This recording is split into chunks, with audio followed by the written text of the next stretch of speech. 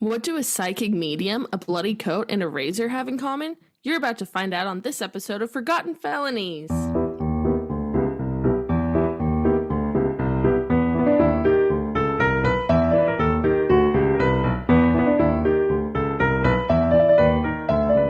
Welcome back to Forgotten Felonies. I'm Monica. And I'm Olivia. And this is where we take you back in time to rediscover the tales of vintage villainy that time forgot.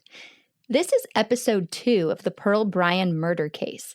If you haven't listened to part 1, you'll definitely want to do that first. It's called Pearl Bryan Part 1, The Headless Woman of Fort Thomas. It's the episode right before this one, so go ahead. We'll wait. We'll be right here when you get back. We'll also be there. That's true. We'll be there and here. As for the rest of you, let's head back in time to the very end of 1894.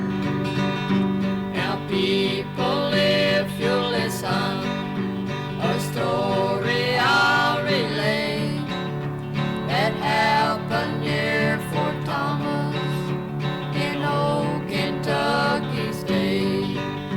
Was late in January, this awful deed was done. Before we get to what happened when Pearl Bryan got off that train, we need to answer another question. Who was Scott Jackson to Pearl Bryan? Much of what we know about the months leading up to Pearl's trip to Cincinnati comes from testimony given later at trial. It was there that the story of how Pearl met Scott Jackson first came to light. Pearl Bryan was introduced to Scott Jackson at the very end of 1894, sometime between Christmas and New Year's. Pearl had seen him from afar sometime before that. He was often with her cousin William Wood. Pearl was over at Will's house quite often, and one day she requested an introduction to his handsome friend. Later, her cousin William Wood brought Scott with him to Pearl's house, and he introduced the two. Scott was still enrolled in the regular session at the Indianapolis Dental College at the time of their meeting, and he returned there after the holidays. He moved back to Greencastle when the session was over in March of 1895, and then he began calling on many of the young ladies in Greencastle. The Bryan family lived on a farm 2 miles outside of Greencastle, and Pearl would often make her way into town to work in the millinery shop owned by 2 of her sisters. And throughout the summer of 1895, Pearl was frequently seen in the company of Scott Jackson. In either August or September, Pearl's cousin William Wood was visiting Scott in the dental office of Dr. Gillespie, where Scott was working. He told Will that he'd had improper relations with Pearl 3 times up to that point. Will said he didn't believe it, and Scott told him he didn't have to. In September, Scott told Will that he had gotten Pearl into trouble, which is how they described having gotten a girl pregnant out of wedlock back in those days. Scott left Greencastle on October 12, 1895, to go to a different dental school, this time in Cincinnati, Ohio. After leaving for Cincinnati, Scott continued corresponding with Will. Many of those letters revolved around Pearl. He repeatedly asked how she was doing, whether she'd been sick, and eventually began sending instructions that Will understood were intended to bring about an abortion. In the postscript of each letter, he instructed Will to destroy the letter, which he did. In one letter, he sent Will a prescription written on its own sheet of paper. He told Will that the prescription would bring out the desired result, and Will knew without a doubt that he was talking about abortion.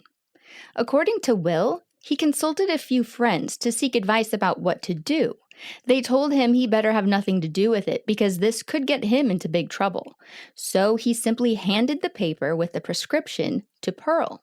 He said this felt like doing the right thing, but also doing nothing at the same time, so that would keep him off the hook. When Scott came back to Greencastle for the holidays, he asked Will what he did with the prescription. He said he'd given it to Pearl and that he had no idea if she had used it or not. Scott was upset and said that he ought to have just filled it for Scott's sake because they were good friends. Scott said that he was going to have to get that prescription back from Pearl because if it ever came up in court, it would be strong evidence against him.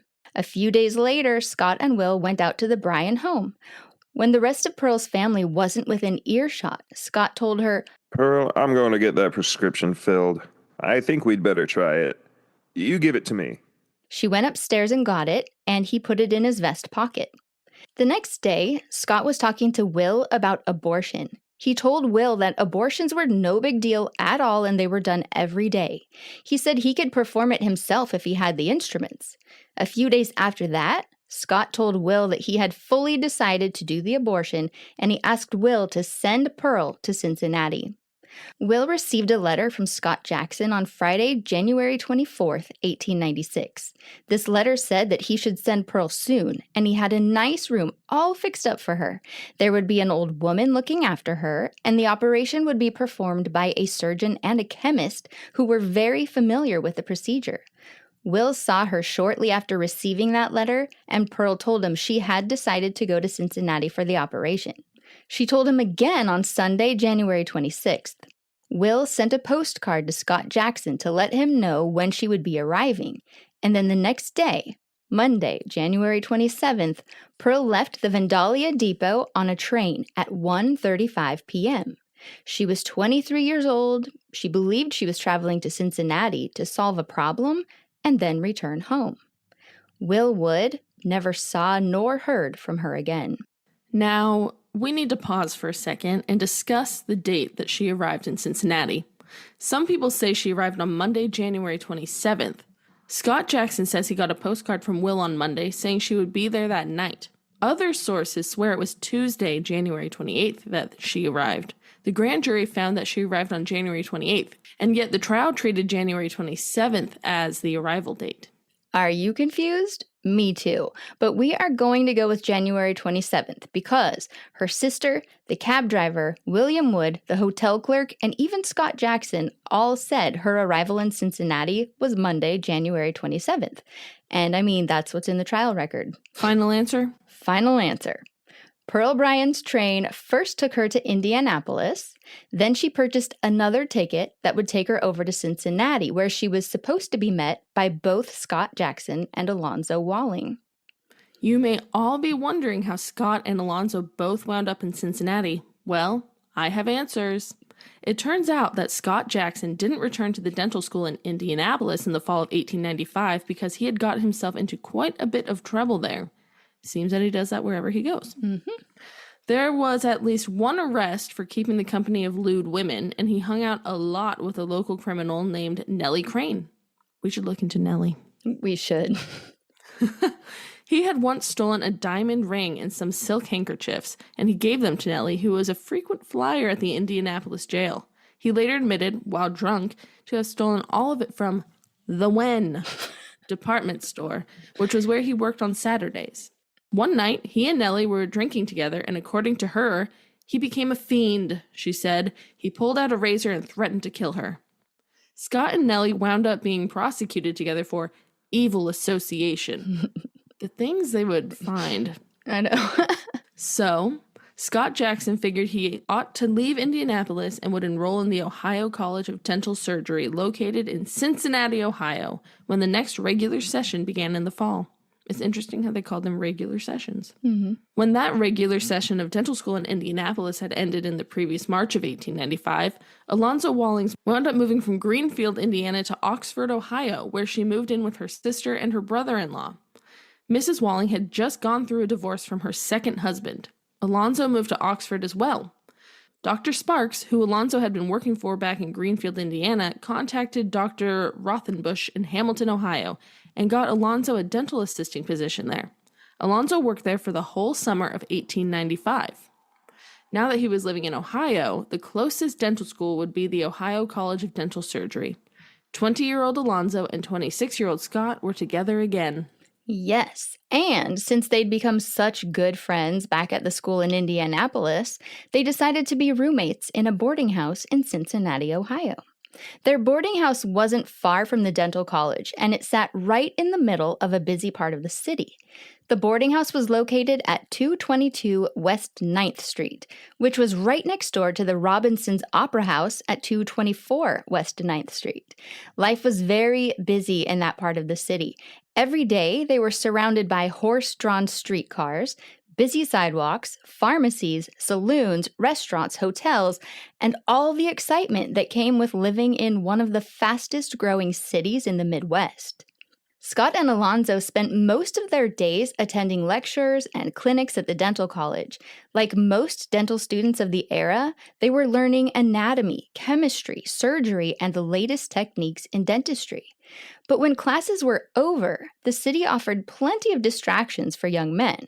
Not only was the opera house next door, but just a short walk away were pool halls, theaters, gambling houses, and the houses of ill fame we mentioned in the previous episode. Cincinnati, Ohio was a lively place, especially for two unmarried young men living away from home. By all accounts, Scott Jackson hadn't changed very much since leaving Greencastle, Indiana. He was still charming, still popular with young women, and still enjoyed drinking far more than he probably should have. And just like it had been at his previous dental school in Indianapolis, Alonzo Walling remained one of Scott's closest companions. The two seemed to spend nearly all of their free time together. Scott Jackson was still in regular contact with his good buddy William Wood, who was still back in Greencastle. They sent each other letters quite often. William was referred to as Bill in the letters, and Scott was referred to as Dusty. And as I mentioned earlier, these letters were typically full of crude language and things having to do with women. These were things that were indecent and could not be repeated in the newspapers, so I unfortunately cannot give you any examples. Aw, why? And so it was Monday, January 27th, 1896 at 7 o'clock p.m. when Pearl Bryan's train pulled into the Grand Central Depot in Cincinnati. Pearl first asked if anyone had seen Scott Jackson or Alonzo Walling, and they all said no.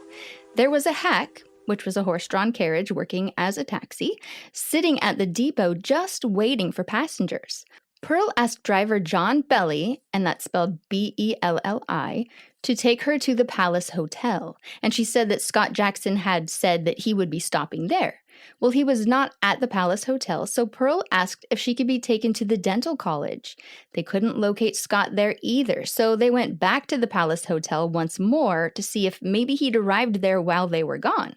He had not arrived, so Pearl and Belly went back to the depot to see if perhaps he was there.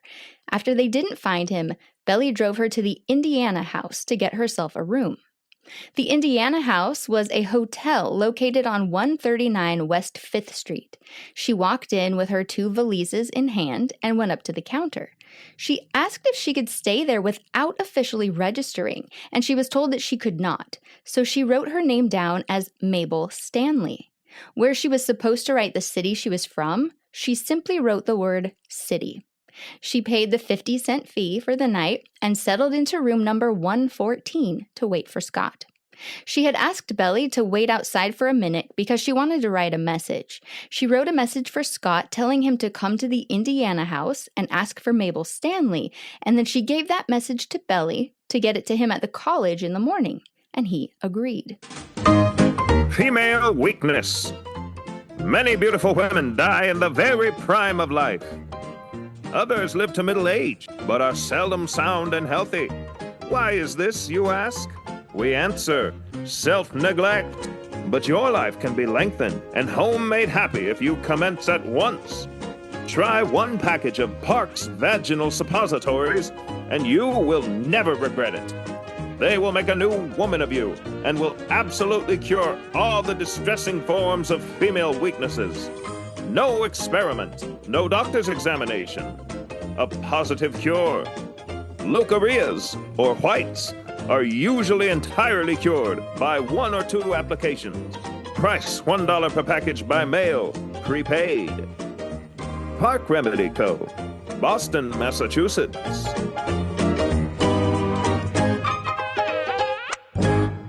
On Tuesday morning, Belly stopped by the dental college to drop off the message around 10 o'clock a.m., and he saw Scott Jackson in the flesh. Scott read the message and told Belly to get a message back to her for him. It was just a verbal message. Scott said, Tell her my class meets this morning. I will be at her hotel between 11 and 12 o'clock. The message was delivered, and Pearl waited. According to a later confession, Scott said he arrived at the Indiana house around 11:30 a.m. She told him that she was here for the abortion and that Will Wood had told her to go to Cincinnati right away and that Alonzo Walling had already agreed to perform the operation. Jackson told her to meet up with Alonzo that afternoon at 4th and Race Streets.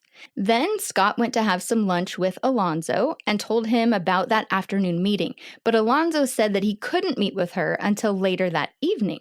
So Scott Jackson met with Pearl at 4th and Race Streets. He gave her the updated plan for meeting with Alonzo, and then Scott and Pearl walked around town and went to several different stores. He eventually left her at a store called Shalito's, and he told her to be at 4th and Race Street again that evening between 6 and 7 p.m. Scott said he then went to the room that he shared with Alonzo at the boarding house, and he saw Alonzo there. Alonzo said that the evening appointment would work just fine. They went to dinner together at a place called Hyder's, which was apparently also a hotel.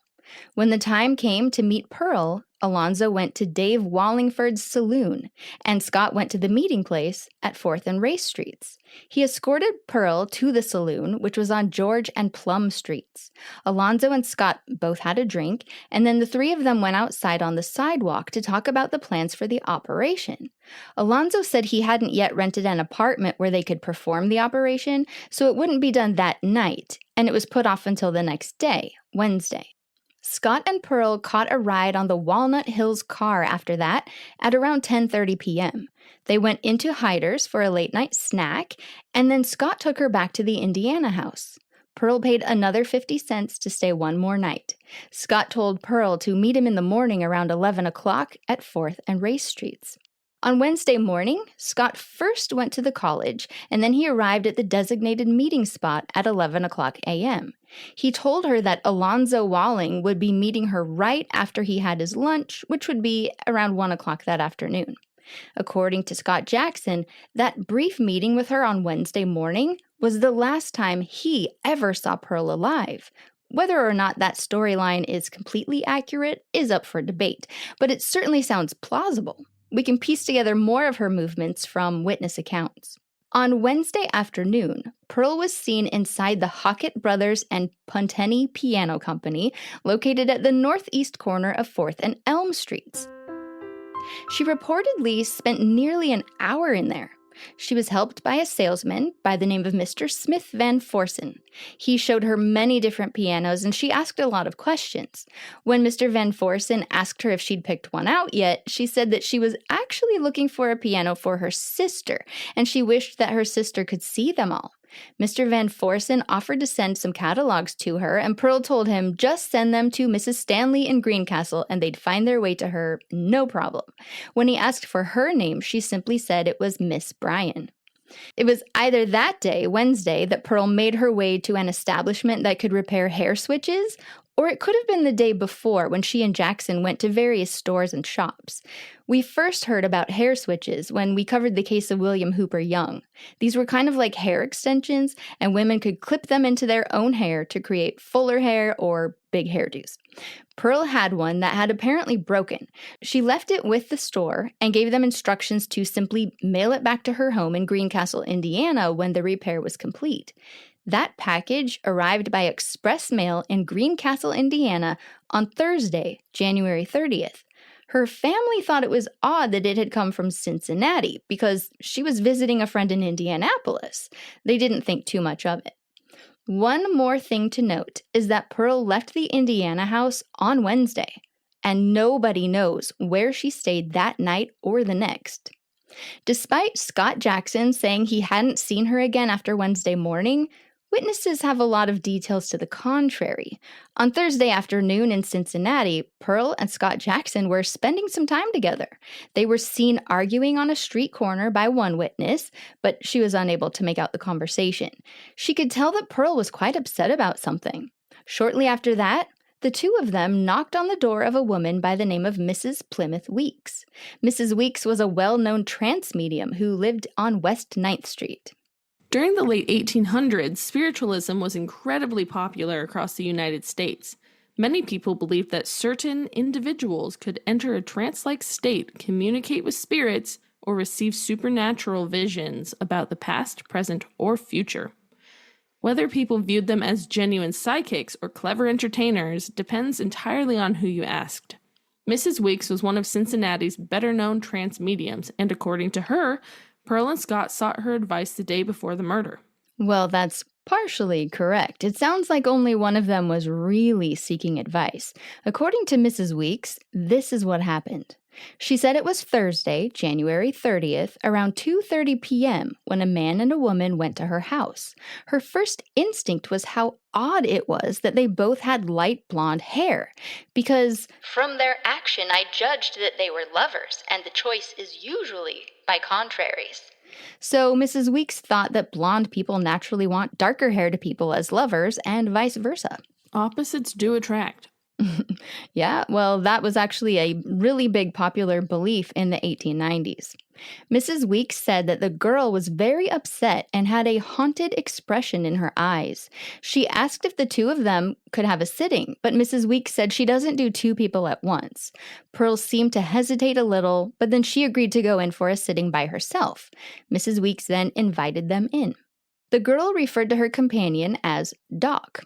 Doc sat in the dining room. He took off his coat, and Mrs. Weeks noticed that his hair was brushed back from his forehead.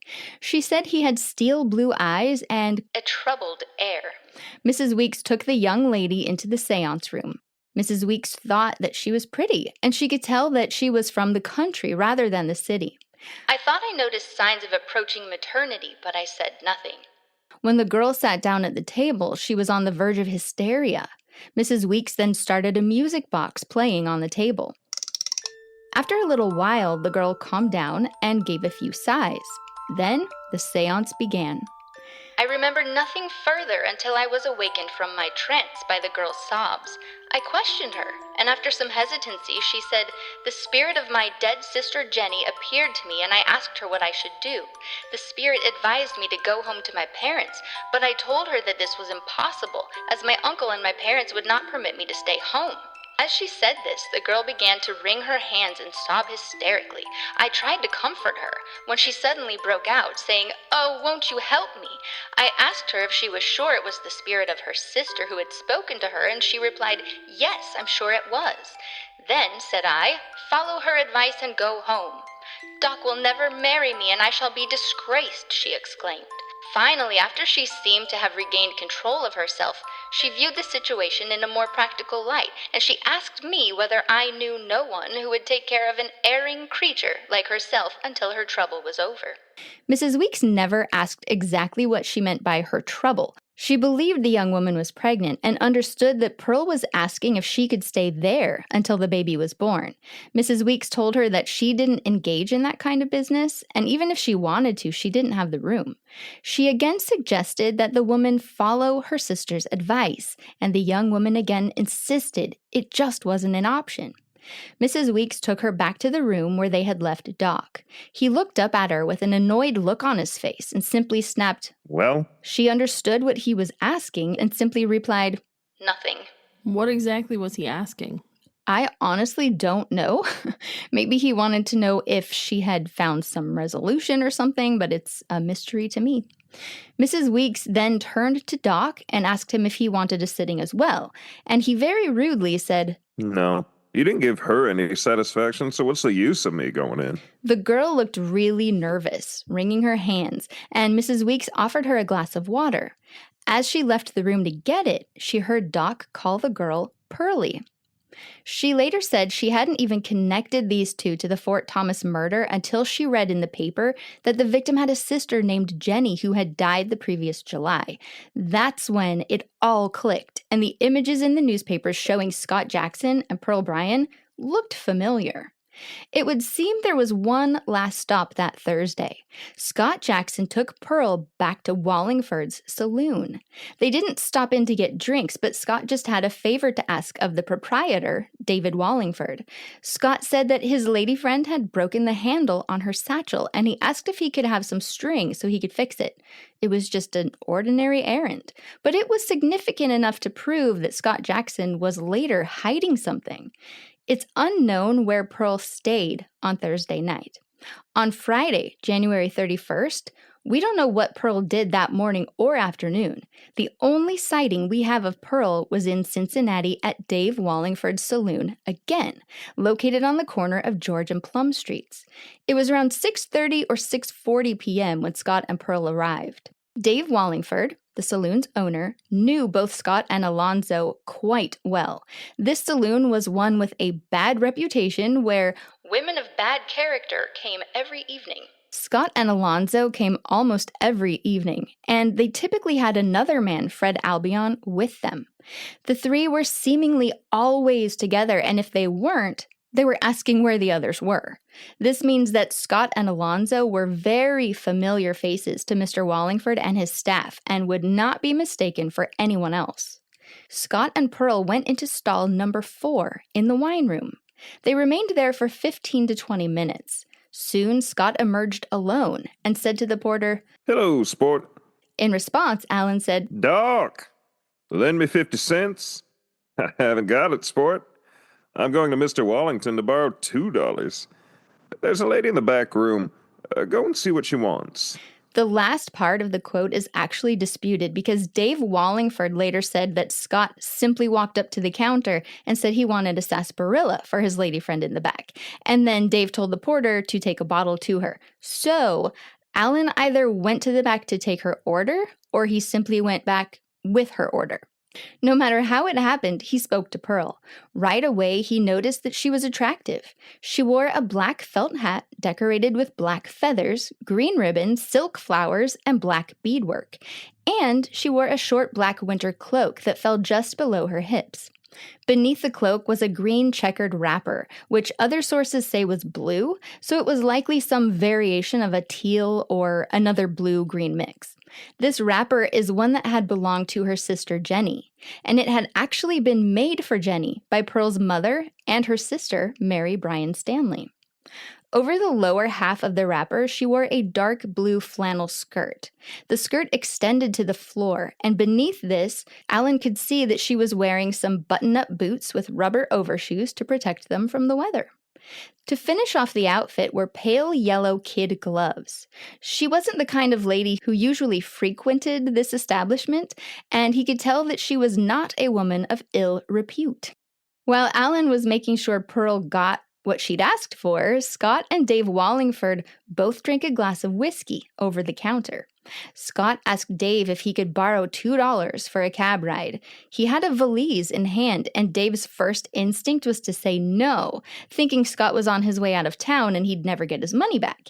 But Scott assured him he'd pay him back the following day. So Dave handed over the $2. While they were chatting, Alonzo opened the door, looked in, and asked, "Where's Doc?" Then he realized he was right there at the counter. Scott Jackson finished up his whiskey and then headed to the back room to get Pearl. It was time to go. Aside from what Pearl was wearing, Alan Johnson also couldn't help but notice what Scott Jackson was wearing. Scott was wearing a light-colored wool cap, which actually belonged to Alonzo Walling. He'd seen Alonzo in there wearing that cap all the time, so this really stood out. And he saw that Scott Jackson was also wearing Alonzo's overcoat. Alan Johnson showed them to the door that was on the George Street side of the saloon. Alan then walked outside to the sidewalk on the Plum Street side of the saloon, and he saw the three of them climb into a carriage and pull away. It was 6:50 p.m., and that was the last time anyone, aside from her killers, ever saw Pearl Bryan alive. The bust oncome. The oncome of the bust adds a bewitching charm and enchanting beauty to woman, which gives her limitless power over mankind. Dr. Conway's bust tabloids restore, enlarge, and develop the breasts from 4 to 10 inches or more, renewing youth, health, and activity to the faded, flat, flabby, and undeveloped, and adding the charm of increased size and beauty, a velvety, downy softness, and the ripeness of true womanly voluptuousness. Only Dr. Conway's bust tabloids can do this. Look up this marvelous remedy, which enlarges old and young 4 to 10 inches or more without injury or failure. $1,000 if we can't. Call for free instructions. Conway Pacific Co., 224 Tremont Street. Open 9 to 5 daily.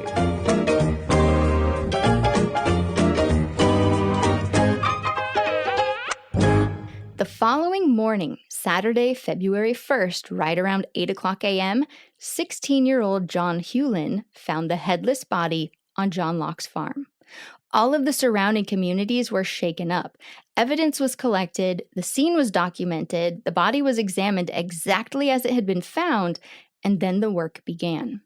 Countless people searched everywhere for the missing head. They looked under bushes, inside of hollow tree trunks, like literally everywhere. Bloodhounds were brought in to see if they could follow the killer's tracks. Unfortunately, by the time the dogs arrived, hundreds, if not thousands, of people had trampled all over the area searching for the missing head. So the dogs could not get a good scent. The dogs were brought back again that night when everyone had gone home. This time, they got a scent and they followed it. It looked like the killer had climbed the fence, then followed it about 100 yards to the Alexandria Pike, then followed that road for about 300 yards. Then he climbed to the top of a high hill, which overlooks the Covington Reservoir No. 2. On top of that hill were the old foundation stones of a building which no longer existed, and near the foundation stones was an old cistern, 15 feet deep and perfectly dry. There was a big stone at the edge of the cistern opening that was heavy with the scent, suggesting that the killer had leaned there for a while. From here, he went to the edge of the reservoir. The dogs barked ferociously, indicating that this was the place where they would find the missing head. It was thought that maybe the murderer had jumped in with the head and was drowned himself. Efforts to drain this gigantic reservoir began that very Saturday night at 11 o'clock p.m. At 5 o'clock the next morning, it looked like the water had barely drained at all, which makes sense considering it had 32 million gallons of water. The reservoir was 500 yards in length and 300 yards in width and was 40 feet deep. Since the water wasn't very low that morning, they had crews there to drag the reservoir, which they began to do at 10 o'clock a.m. and continued until mid-afternoon. It was freezing that day. The biting wind blew from the north, and still the banks of the reservoir appeared to be black from the sheer amount of people watching. The net went down to the bottom of the reservoir over and over again. All they brought up were fish and stones. The reservoir was not completely drained until sometime on Monday. Now they could more easily search the bottom, and they didn't find a head. The body was taken to nearby Newport, Kentucky, where it would be given a post-mortem examination by Dr. F.W. Fishback. What he discovered was pretty unusual. The decapitation was done from back to front, which is how someone surgically trained would have known to do it. The cuts were surprisingly clean most of the way around, though they were a little jagged at the front part of the neck. The vertebrae showed that there had been a little bit of hacking, but it had been done by a very sharp instrument. The neck was severed below the fifth vertebrae. The abdomen was cut open, and the stomach was removed so it could be sent to a chemist to look for any traces of poison. The chemist was Dr. Crane, and he was the best there was. It was noticed then that the uterus was enlarged. This was cut open, and a 4.5-month fetus was found curled up inside, deceased. It was a boy. And that breaks my heart. Finding out it was a boy, made him more real. You know what I mean? Mm-hmm. It's like, she wasn't just pregnant. She had a baby boy in there. It's super sad.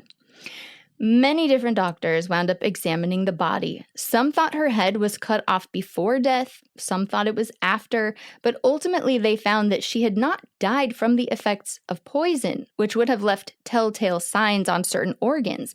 But she had instead died of hemorrhage. This woman died from bleeding to death when her head was severed from her body. Another burning question was whether she had been murdered in the spot where she'd been found or if she was murdered elsewhere and then carried to that location. A lot of doctors said there simply was not enough blood at the scene for her to have been decapitated there. Others said that the blood sprayed on the undersides of leaves, and that could not be there unless the decapitation happened there. Ultimately, it was decided that she was murdered at that spot, and then the head was carried away.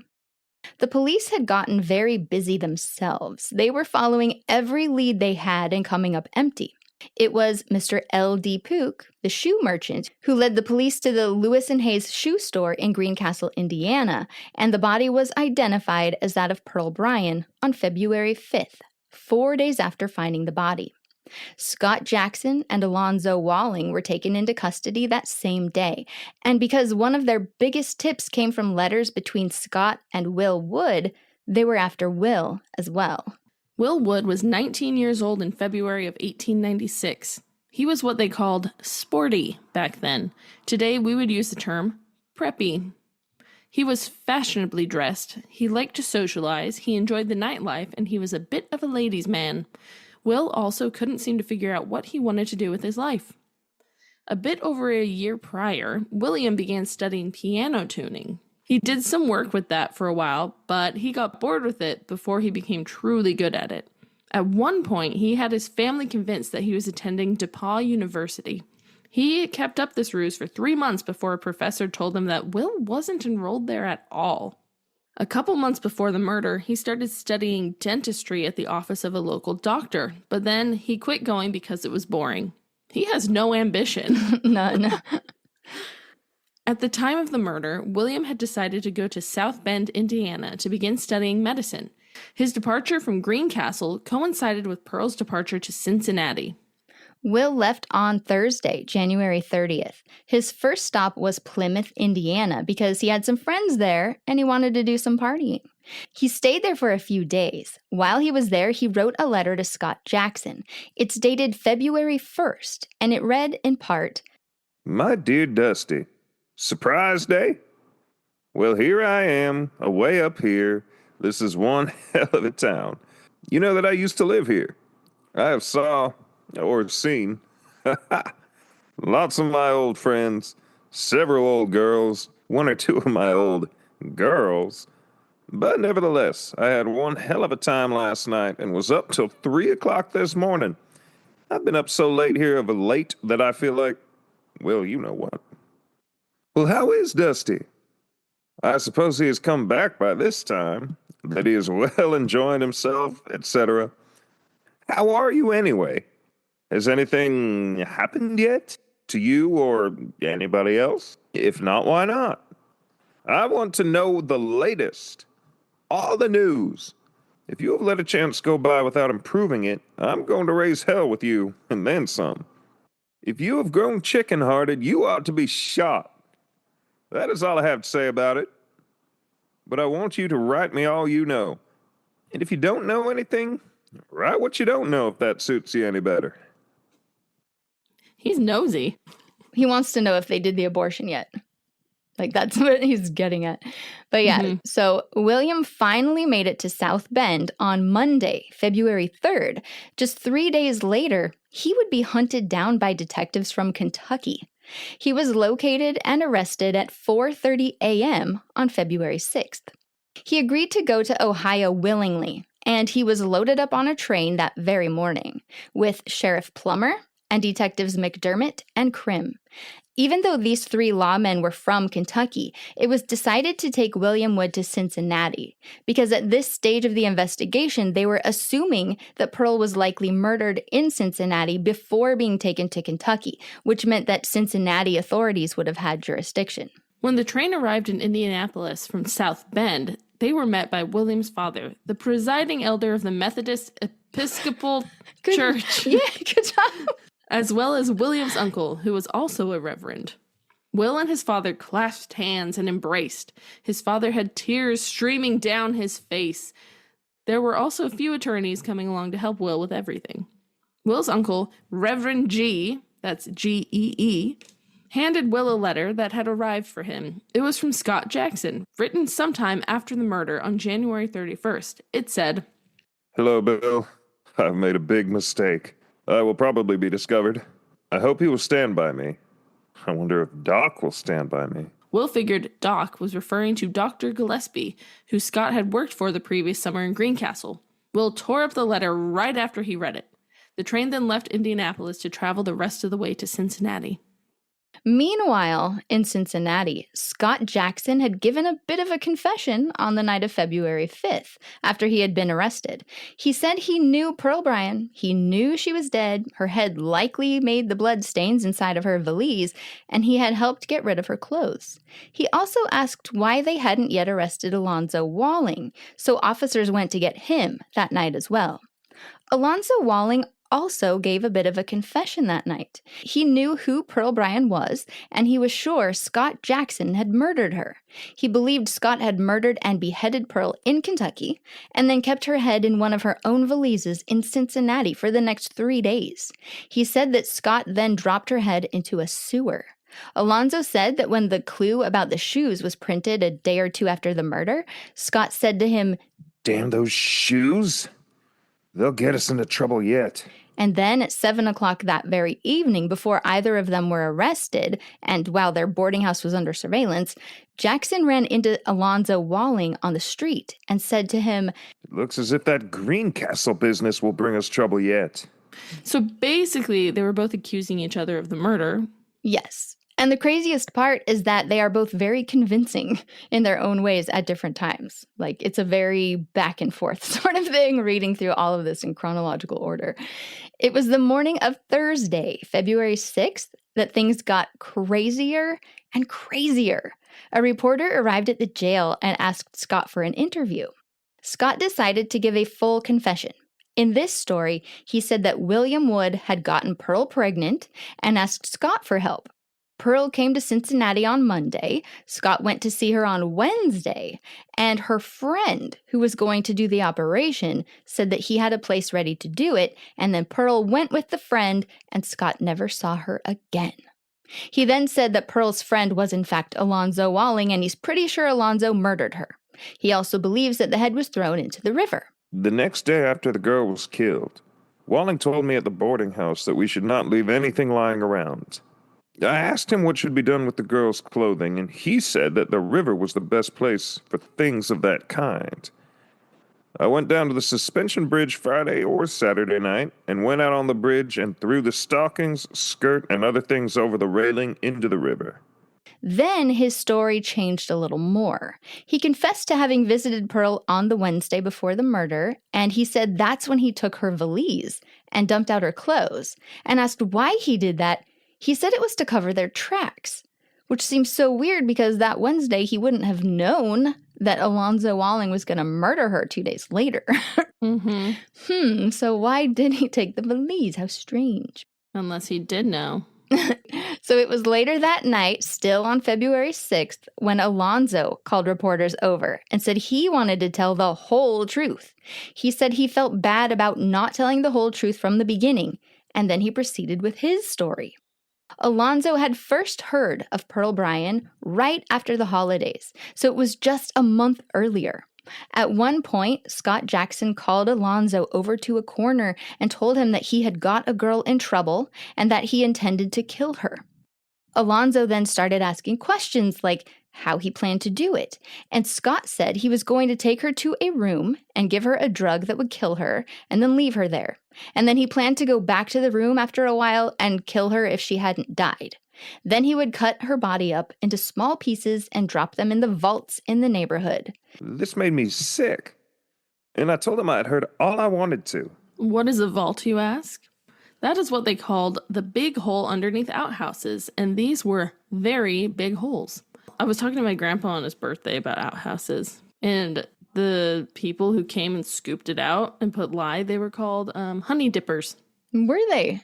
Is that why they're called honey pots now? Mm-hmm. That is so funny. So hearing the vault thing, I'm like, wait, what? That has nothing to do with honey. 1 week later in the investigation, someone did call in a tip saying they saw two men that night go into someone's vault with a bundle. The police called the well-known vault cleaner, a honey dipper, you might say, Joseph H. Batch, to go check the vault. He was like, oh, I cleaned this one about 3 months ago, so it shouldn't be too bad. And then he realized there was 9 feet of liquid in the vault, so then they lowered a man into it with ropes under his armpits, and he had a long pole that he could poke down to the bottom to see if he could find anything. He was dipping into the honey. In the bottom of that vault, they actually, like, after it was pumped out the next day, they found a large bowl, like from a kitchen. And yeah, that's like all they found. Because when he had the thing he was poking around down at the bottom, he could feel this. There was something solid right there, but he couldn't grab it. So it was. He wasn't about to put his head under. No, he wasn't going to swim to the bottom. Ugh. But yeah. So anyway, they found the next day that it was just a bowl. And the bowl had not been there 3 months earlier when Batch cleaned it out. So that's a little weird.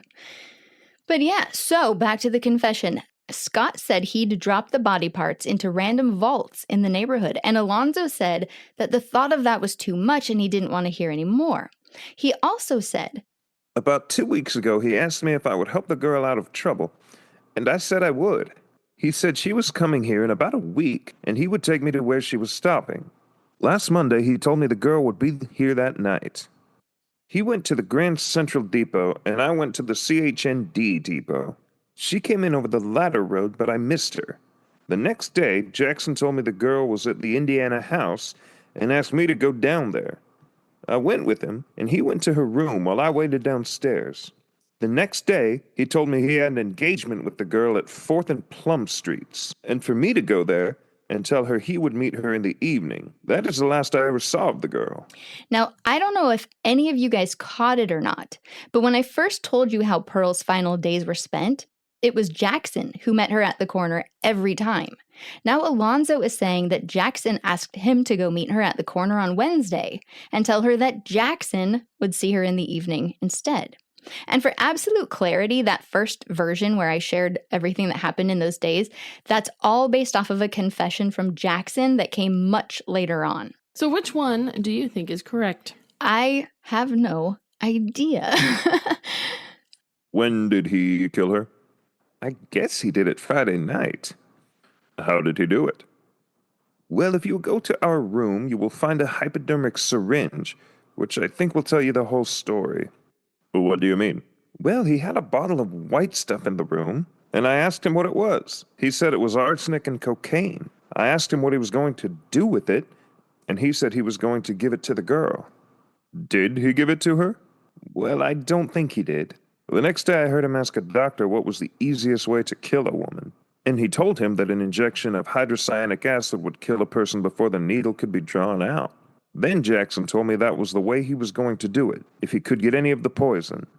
If not, that he was going to use the arsenic and cocaine. Well, what is your opinion about it? Well, I guess he used the cocaine. I didn't think it killed her at once, and that she tried to fight him off when he went to cut off her head. Because she had the cuts in her hand, Mm-hmm. It's very interesting how they're depersonalizing her. Mm-hmm. They don't use her name. They say, the girl. Mm-hmm. But even, I think that's just kind of how it was, because even the police, the girl, like, it's interesting. But yeah, that's a good point. When asked what Jackson did with the head, he said he was pretty sure he would have buried it in the Dayton sandbar, because he'd always said that if he ever had to hide something, that would be the place to do it. Well, it was just about 30 minutes after he gave this confession to reporters that he again called the reporters back to his cell. This time he told them that just the day before, a few hours prior to Jackson's arrest, he had gotten some paper and envelopes and said he was going to go to the Palace Hotel to write some letters. He told Alonzo that he was going to write a letter to William Wood. Scott's plan was to have Will write a letter to Pearl's mother, pretending that Pearl had written it, and he was going to have William Wood find someone else to mail it for him. Then later, before the arrest, Jackson told Alonzo that he had written that letter and sent it to Will.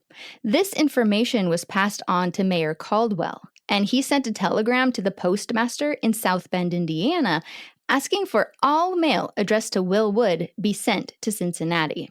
Meanwhile, William Wood had arrived in Cincinnati at 9:05 p.m. on the night of February 6th.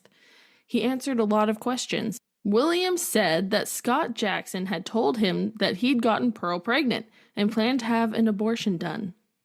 He said Pearl later also admitted it to him, saying she consented to the operation in Cincinnati. He said she left Monday, January 27th, and he heard nothing more about it until he saw the headlines. A warrant was then sworn out for Wood, officially charging him with aiding in a criminal operation.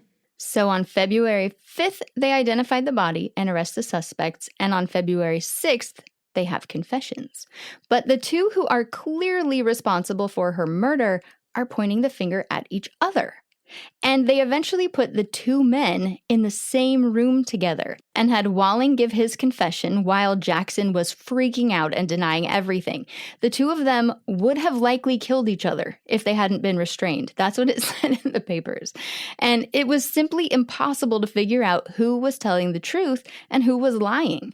And it didn't get easier when they searched their personal lockers at the dental college. Inside of Alonzo's locker, they found a pair of Scott Jackson's pants wrapped in newspaper, and they were covered with blood and mud at the knees, with more spots of blood in other places. Scott said Alonzo Walling had worn Scott's pants on the night of the murder to throw suspicion off of himself. Which seems kind of crazy because Scott Jackson was about 5'7" or 5'8", and Alonzo Walling was at least 6 feet tall. So those pants would have been way too short for Alonzo. But, I mean, I can kind of see what Scott is saying if they have the same waist size. Yeah, but I mean length. I don't know. I'm not a man. I don't buy man pants. So then there was a visit from a woman who runs a house of ill fame in Cincinnati, and she said that Alonzo Walling had left a blood-stained pair of rubber overshoes under a sofa at her house. So they found them. Like, he put them under the sofa, and she pulled them out, and they had blood on them. And they had both of them try them on. They did not fit Scott, and they fit Alonzo like a glove. And I mean, she said it was him who came, like she, recognized him. So it was both of them. I guess so. Well, going through their room at 222 West 9th Street, they were able to locate that hypodermic syringe exactly where Alonzo had said it would be. They also found tons of letters written to Scott Jackson by William Wood, and they were very indecent and, again, could not be printed in a respectable newspaper. And actually, they filed charges against William Wood for having sent indecent, materials through the mail. Good thing they didn't experience Playboy. Yeah. When information about those letters came out, everyone back in Greencastle was horrified. The Wen's bicycle exhibit. Tuesday next, the Wen clothing store will place on exhibit a large line for the latest novelties in bicycle dress for 1896.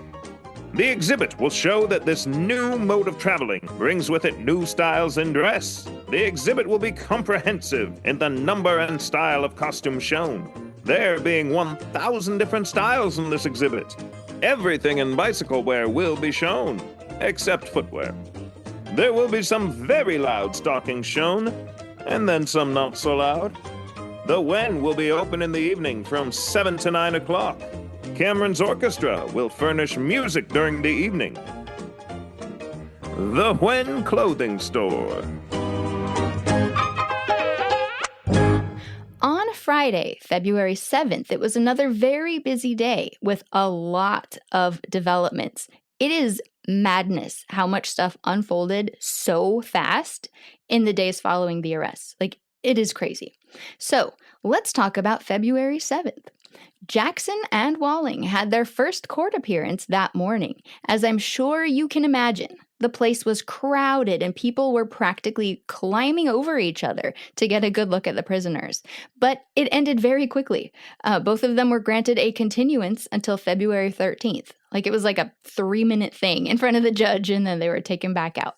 William Wood's case was called a little while later. He had been released on his own recognizance, and the judge said that he would either dismiss the charge against Will, if that's what they wanted to do, or he would give him a bond, because he did not want a man charged with a felony released on his own recognizance. And so he was given a bond of $5,000 and had to be put in jail until his father and uncle could scrounge up the cash. Directly after this hearing, Sheriff Plummer from Kentucky demanded that they hand over all 3 prisoners. He firmly believed that the murder was committed on their side of the river, and he wanted them in custody. This scared the prisoners quite a bit because the jail in Newport, Kentucky is very old and very rickety and had a long history of lynchings after angry mobs stormed that very jail to hang violent criminals. By 5:00 p.m., Reverend Wood and Reverend G had collected the money for the bond, and William was once again out. They boarded a train that very night, still on February 7th, and headed home to Greencastle, Indiana. And in the next episode, I'll tell you what happened there. Also, that day, February 7th, Mrs. Plymouth Weeks, the trance medium, came to the jail to share her story. She was face to face with Scott Jackson. She gave him a penetrating stare, and she saw his face twitch with frightened recognition. She simply said, "Yes," and it was over. She said that even though he had shaved off his beard since then, she still recognized him as the man called Doc who had come to her house with Pearl. That same afternoon, Jackson and Walling were quietly taken to the mayor's office, and they both swore that their version of the story was absolutely true.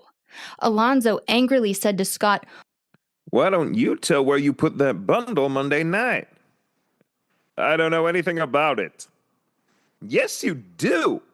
You know you got rid of that stuff Monday night, and I saw you with the police. Well, I did throw a bundle into a catch basin. Where was it? On Richmond Street. He had dumped a bundle into a sewer catch basin on the southwest corner of Richmond and John Streets. Detective Witt was sent straight over. It took a while, but they did indeed find a bundle wrapped in newspaper in the mud, and they pulled it out.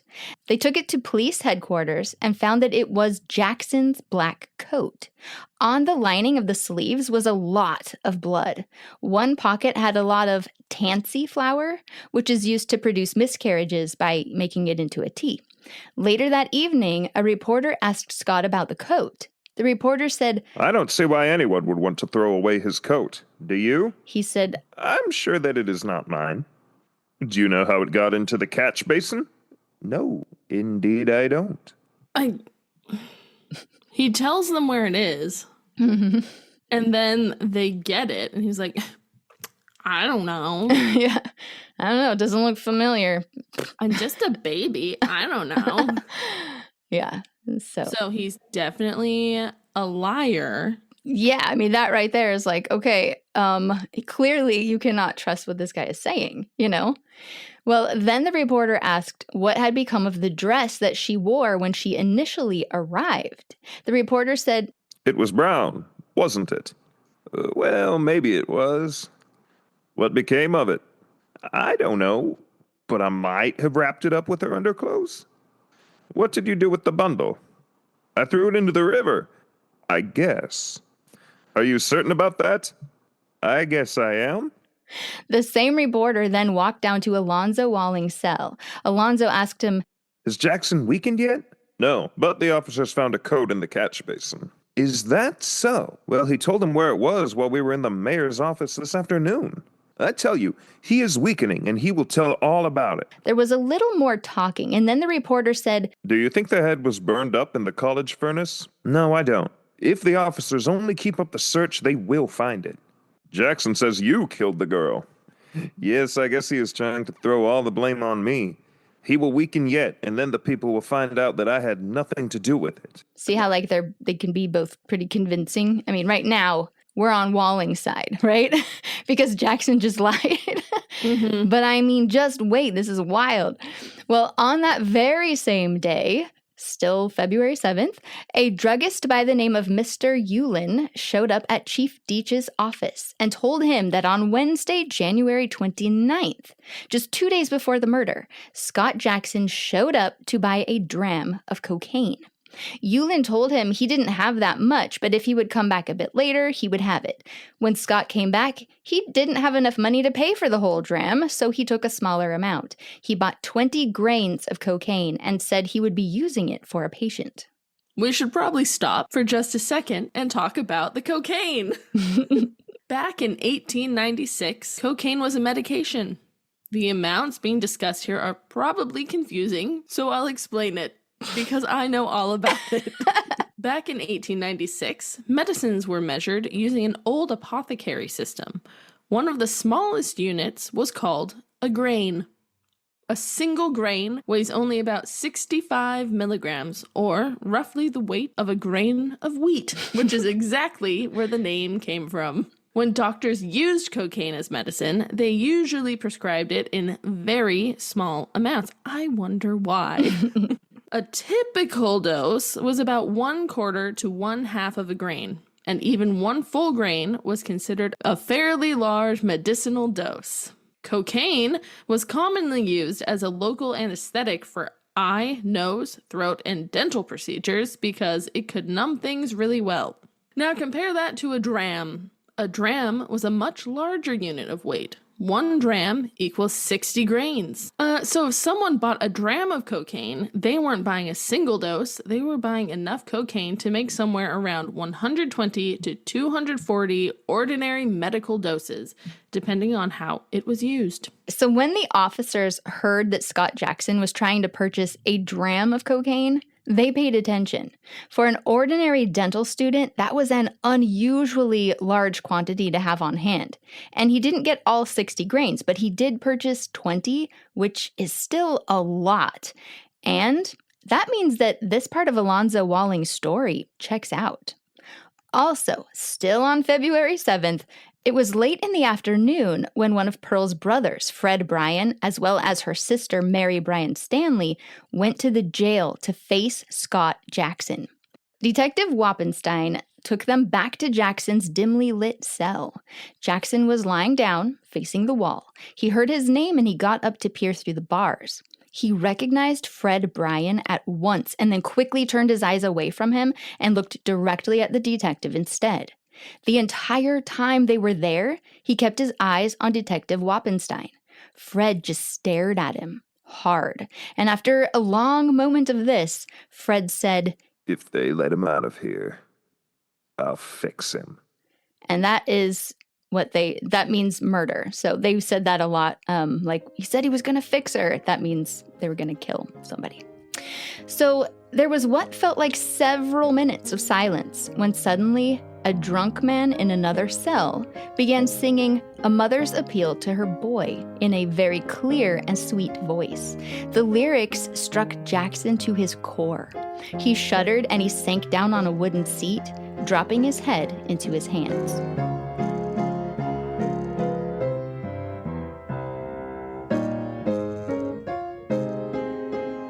That night, Jackson was kind of torn up. He asked to see Secretary Tibbetts from the YMCA, which was Young Men's Christian Association, I believe.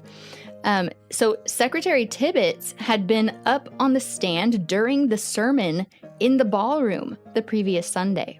He recognized Scott Jackson as having sat in the second row that day. Jackson asked him to pray for him, and as Tibbetts prayed for peace, forgiveness, and for God to carry him through his burdens, Jackson would interject with an earnest "Amen." Scott Jackson was in tears, and when the prayer was over, he asked Tibbetts to please go to his room on 9th Street and get his Bible for him.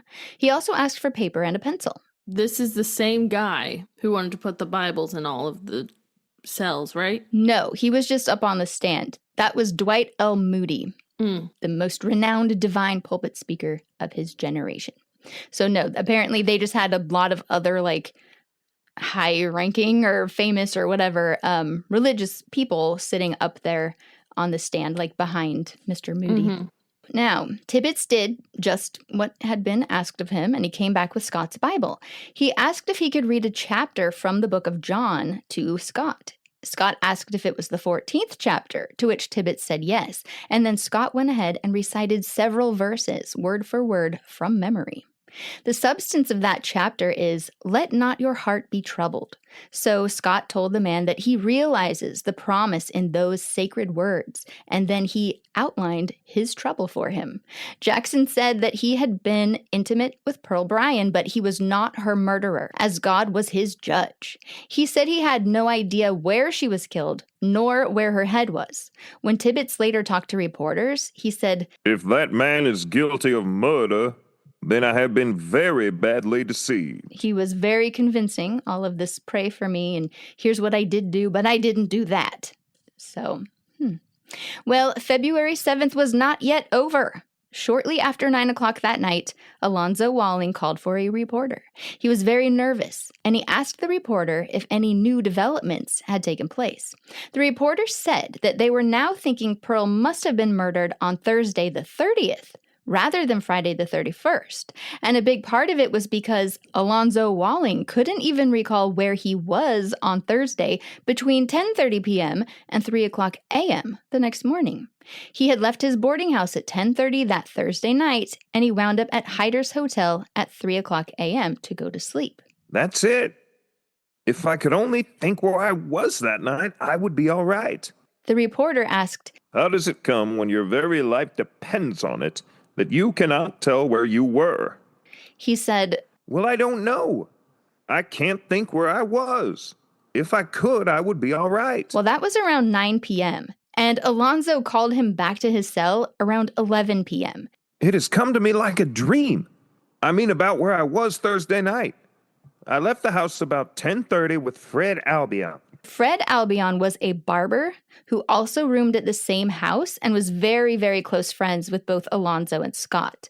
Alonzo told the reporter that they went out that night to play pool, they had drinks, they went to a couple different bars, they had beer and sandwiches, and he said, This was almost 1 o'clock, and I will account for the other 2 hours before I go to sleep. Well, February 7th was a big day, it seems.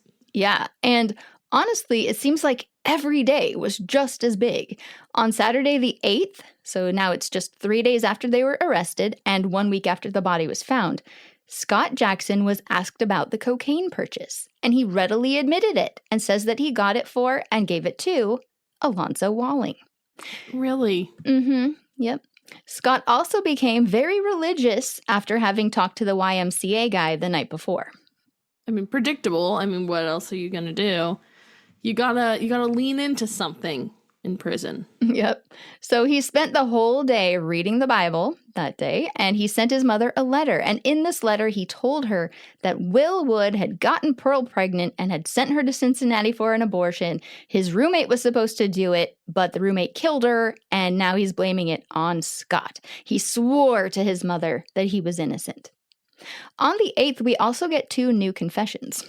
Alonzo Walling said that Scott Jackson asked him to look at Pearl and let him know if he was interested in performing the operation. He said that after he met her, he told Scott he would not do it. And according to this version of the story, Scott Jackson then said, Something must be done, and done quickly. He says that on Friday night, Jackson went and got Pearl and took her to the Wallingford saloon, and then Jackson went home and invited Alonzo to go to the saloon with him. When Alonzo got there and saw that Pearl was there, he again said he would not do it, and he just left and went home. He says that they were gone all night, and Jackson got home very early Saturday morning. Alonzo asked him what happened, and Jackson said that the operation failed, and he cut off her head so nobody could identify her. And when asked what he had done with the head, Jackson wouldn't tell him. Walling said that he thought Jackson probably chloroformed her, and she died that way. Scott Jackson went and had his beard shaved that day and said anybody who may have seen him with Pearl would not recognize him now that he had shaved. When asked how blood got on his rubber shoes, Alonzo said he thinks that Jackson must have set the bloody valise down on them because Alonzo didn't wear them until Sunday when he went to the House of Ill Fame. Scott Jackson's story evolved again as well. He said that he is not a fiend or a stone-hearted villain and said that if he knew where the head was, he would tell. Jackson said that Alonzo had agreed to do the abortion for $50. He said that Alonzo had gotten a room in which to perform the operation, but he hadn't told Jackson where the room was. He said that he figured Alonzo had given her chloroform for the operation, but it was too much and she died. He thinks that he probably cut off her head to avoid identification and that he must have gotten a cab to take her body out to Fort Thomas. When asked about the cuts on her hand, Jackson said that he thinks her hand was probably just lying under her neck when Alonzo was cutting her head off, and he cut into her hand that way. When asked about her corset being off, Jackson said that she was probably undressed in the room for the operation, and she had to be redressed after she died. That's so dumb. Her hand was under her neck. Yeah, probably. I don't know. Yeah. He also said he thinks the murder was Thursday night and that maybe Alonzo had tried to revive her all that night, and then he just held onto her body until Friday night when he took the body to Fort Thomas. Now, remember when I mentioned that South Bend had been contacted and told to intercept any mail that was addressed to William Wood? Yes. Well, it was also the 8th when that letter arrived in Cincinnati, having been sent back by South Bend. This letter had been written by Scott on February 5th, the day he was arrested, and it was postmarked at 6:30 p.m., literally just hours before he was caught. This letter was very, very damning. It was written rather cryptically. It said, Hello, Bill. Write a letter home signed by Bert's name, telling the folks that she is somewhere, going to Chicago or some other place, has a position, etc., and that they will advise later about it. Say tired of living at home or anything you want. You know the way she writes. Send it to someone you can trust. How will Smith do at Lafayette? Tell the folks that she has not been at Indianapolis, but at Lafayette, and traveling about the country. Get the letter off without 1 second's delay. Burn this at once. Stick by your chum, Bill, and I will help you out the same way or some other way sometime. I'm glad you are having a good time. D. P.S. Be careful what you write to me. Obviously. So he wanted Will to write a letter as if it was from Pearl and then send it to a friend of his in another city and have that friend mail it from there to Pearl's mother. Odd. I don't like it. But why did he say Bert? Well, apparently that is what Scott and Will both called her. And we'll see that in the next episode in another letter as well. But yeah, they just called her Bert. It was her nickname. Weird. Yeah. So anyway, of course, Jackson was confronted with this letter and he readily admitted that he wrote it and sent it to Will Wood. But I did it because Walling told me to. It's like everything he admits to, he's like, oh, but it was because Walling said so. Now, another very dramatic scene played out on the 8th. Chief Deach wanted to see what would happen if he took Scott and Alonzo to see the body of their victim.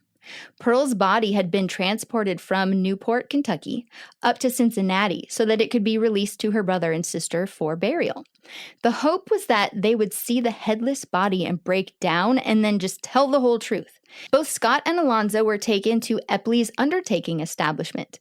They put each of them on opposite sides of the pure white casket. Pearl's body was dressed in a silk dress, and she had on white satin slippers.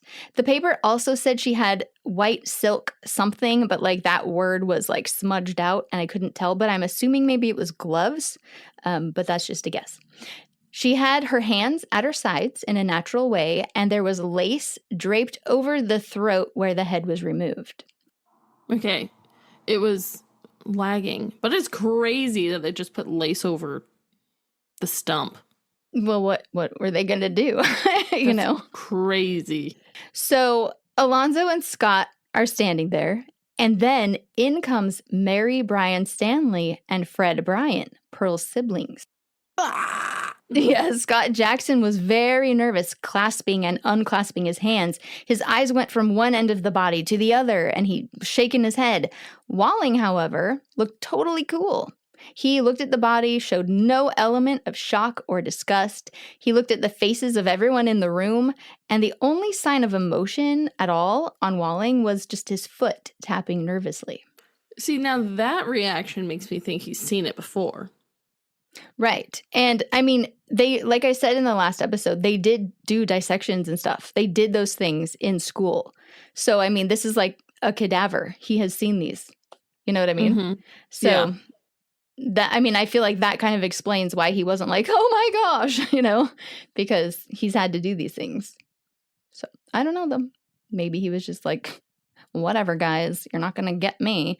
But Chief Deach was in the room and he broke the silence. Walling, do you recognize the corpse which lies in this casket? I have every reason to believe it is that of Miss Bryan.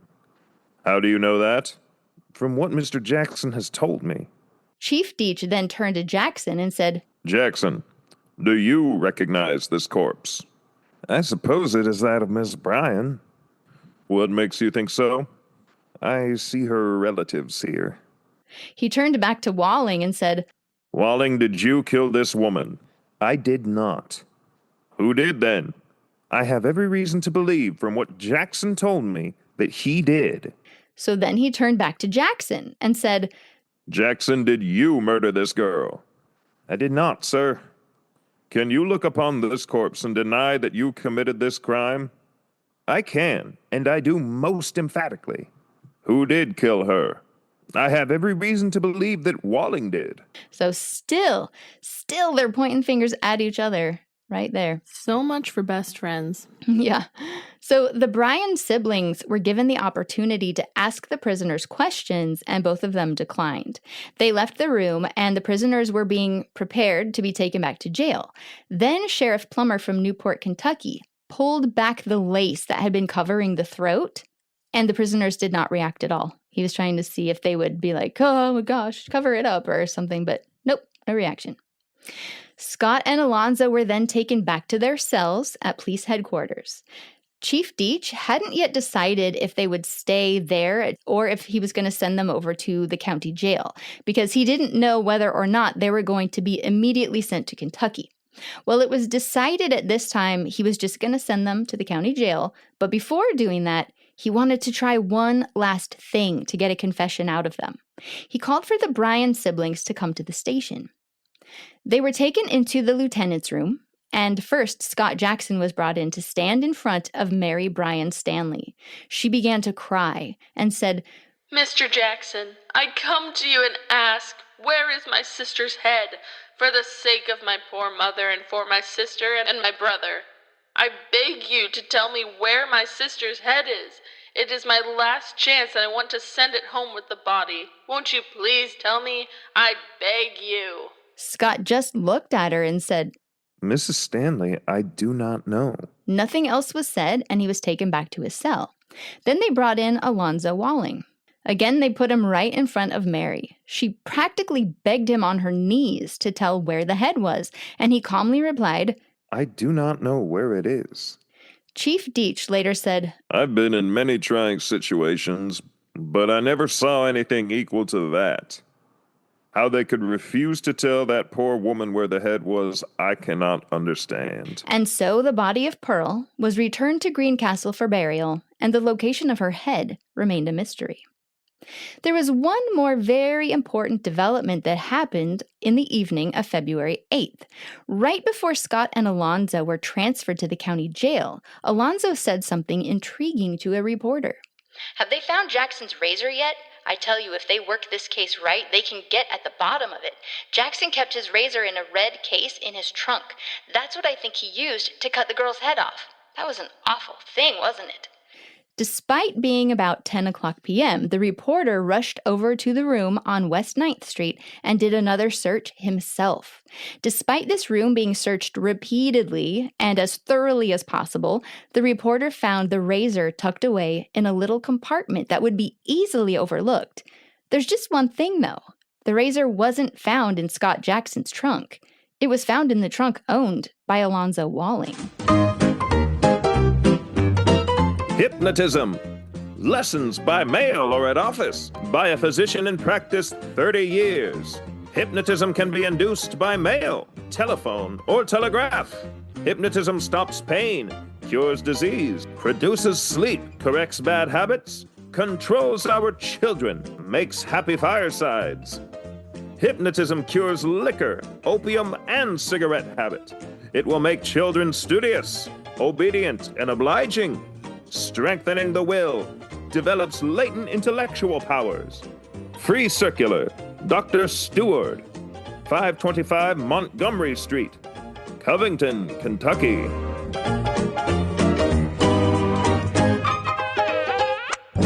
See, I'm just leaning towards Alonzo doing it. Really? Why?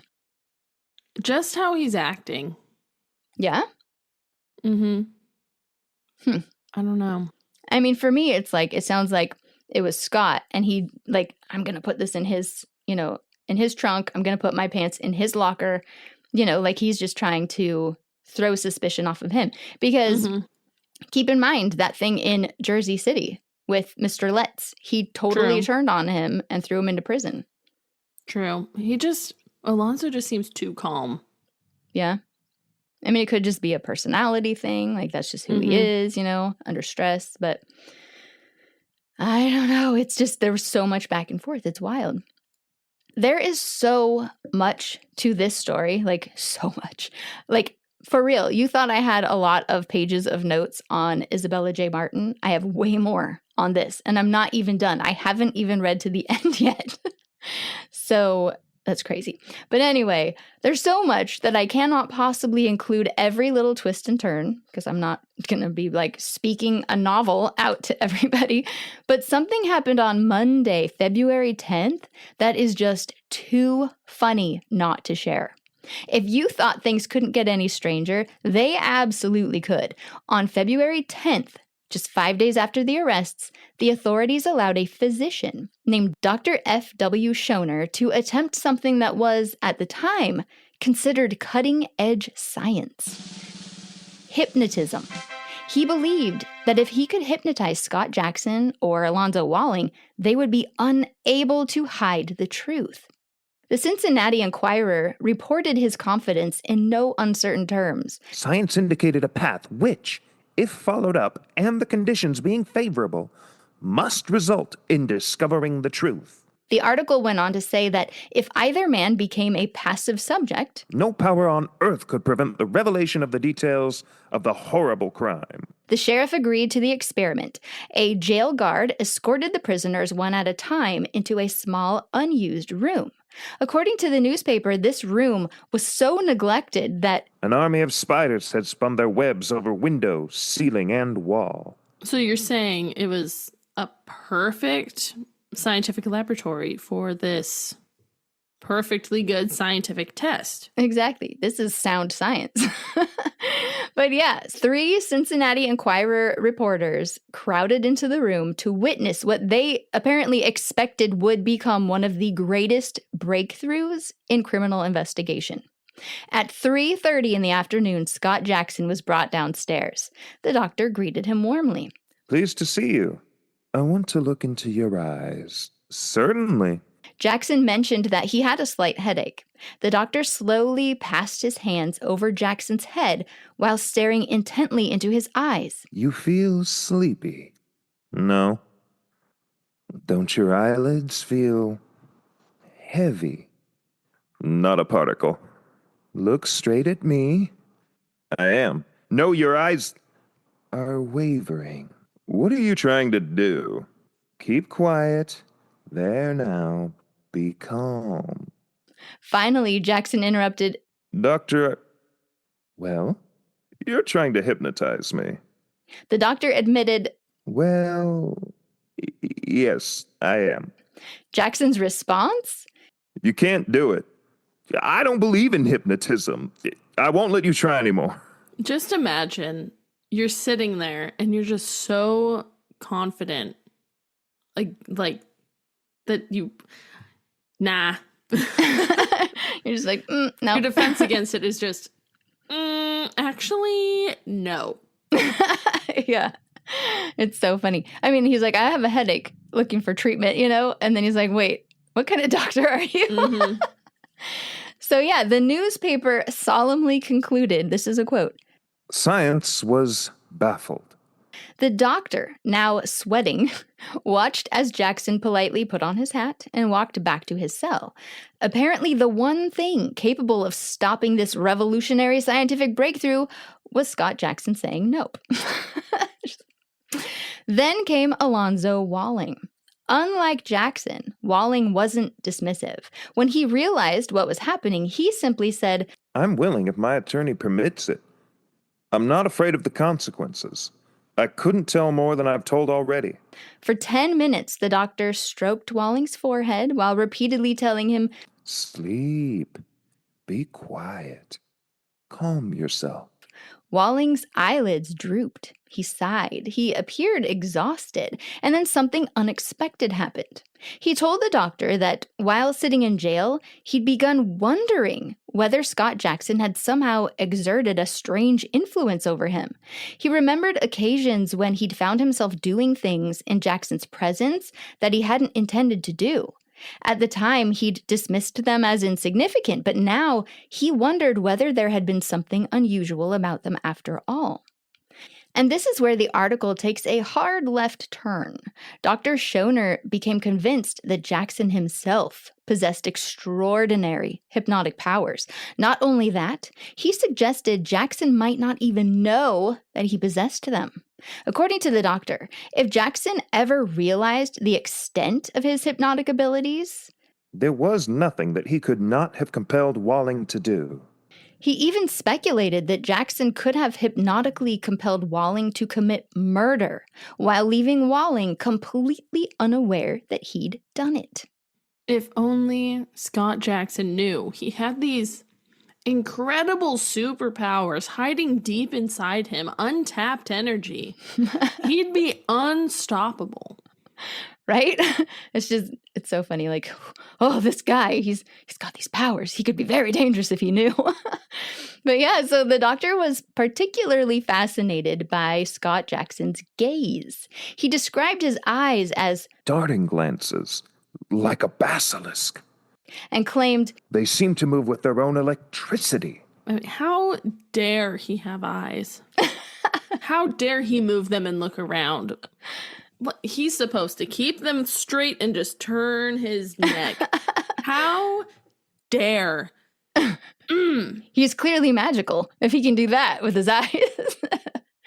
So yeah, today, hypnosis is recognized as a genuine psychological phenomenon that can influence attention, perception, and suggestibility in some people.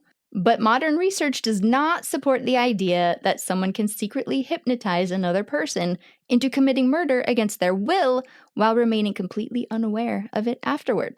But in 1896, people sincerely believed that they were standing at the forefront of science, and some of those ideas would eventually develop into modern psychology. Others remained in 1896. On February 12th, the grand jury down in Kentucky returned its verdict. That doctor, Dr. Crane, who was analyzing the stomach for any poisons, had actually found quite a bit of cocaine. He ultimately found almost 2 grains of cocaine in her stomach, and that doesn't account for how much more would have been in her bloodstream, and how much she may have vomited. He also could not say whether the cocaine had been ingested or injected. So the cocaine he found was all absorbed into the tissues of the stomach rather than just being a liquid that had been sitting inside of it. So the grand jury found that she had been drugged with cocaine. The decapitation happened while she was alive and in the location where she was found, and Scott Jackson, Alonzo Walling, and Pearl Bryan were last seen getting into a cab at George and Plum Streets around 6:00 p.m. on January 31st and heading south toward Fort Thomas. A really, really big question was about that cab. The detectives were completely stumped. They had searched every livery stable they could think of. They questioned cab drivers all over Cincinnati. They were certain that Scott Jackson, Alonzo Walling, and Pearl Bryan had climbed into a carriage outside Wallingford's saloon at 6:50 that Friday evening. Alan Johnson, the porter, he had watched them drive away. So where was the driver? No one could find him. Days passed. It was now Saturday, February 15th. Patrolman Edwin M. Swain was walking down McGregor Avenue in the Coreyville neighborhood about 5 p.m. when he spotted a black man that he knew very well and often chatted with. His name was George H. Jackson, and he was employed as a coachman for the Whittlefield family. George was in the process of scrubbing the porch when he saw the officer, and he called out to him a few times. Officer Swain walked up to the fence and said, Well, what do you want? George asked, Have they found the head? He was told no, of course. Then George asked, Have they found the cab driver yet? No, they haven't found him either. George seemed to hesitate a little, and then he said, Say, I want to ask you a question. Well, fire away. I've been thinking a great deal about this case. Suppose someone held a pistol up to this cab driver's head and scared him into driving the cab and keeping still afterward. Would the police do anything to the driver? No. Under the circumstances, the driver would be all right. That's all I wanted to know. After saying that, Officer Swain continued on down the street and George went back to work. But Officer Swain started thinking. That sure was an odd thing to ask. Swain kept thinking about that question over the next hour while patrolling his beat. He finally circled back around to see if he could get some clarity. When he got to the home, George Jackson was no longer out front. Officer Swain went around to the stable and found him there. See here, Jackson. What did you mean by those questions you asked me? Oh, nothing much. If you know anything about this cab mystery, you tell it to me and Lieutenant Thornton at the police station, and we will stand at your back and see that you are protected. You sure about that? Certainly. Well, when can I see you tonight? Anytime you say. George thought for a moment and then said, Come around to the house about 7:30 o'clock this evening and blow your whistle. I'll come out. It was promptly at 7:30 when Officer Swain was again out front, blowing his whistle. When they got to the station, Lieutenant Thornton asked him, Do you know who drove that cab? Yes. I know all about it. And that's where we have to stop the story for now. Was George H. Jackson really the cab driver that night? You'll have to wait for part 3. How bold these cruel villains to do this awful deed, to ride away Pearl Bryan when she to them did plead. The driver tells a story. Shout outs. Shout out to Ancestry.com, FamilySearch.com, Pixabay. Big shout out to Newspapers.com. My brother, he did a lot of work in this one. Thanks again to Smithsonian Folkways Records for allowing us to use the Pearl Bryan folk song. And a very special thanks to Joy Byers, who played the song A Mother's Appeal to Her Boy on the piano for us. Follow our Facebook. Yes. Join the conversation.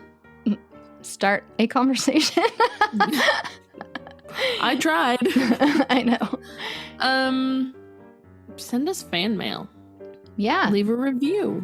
Please, wherever you're listening, please comment on something. I like reviews. I do too. We don't get any new ones, but, sometimes I reminisce about the past and read the old ones. I'm just kidding, I don't. I just look and I'm like, nope, still there. Still the same one. And, at least for 4 years they were in business, and that they weren't making anyone's boobs bigger. So, Yeah, no, seriously. I'm, so confused. Did you really give him $1,000? Yeah, because surely, you can't just make, Yeah. Otherwise, we'd still be doing it.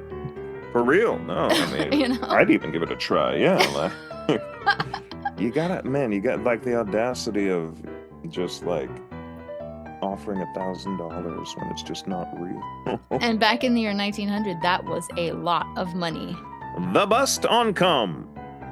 The oncome of the bust adds a bewitching charm and enchanting beauty to woman, which gives her limitless power over mankind.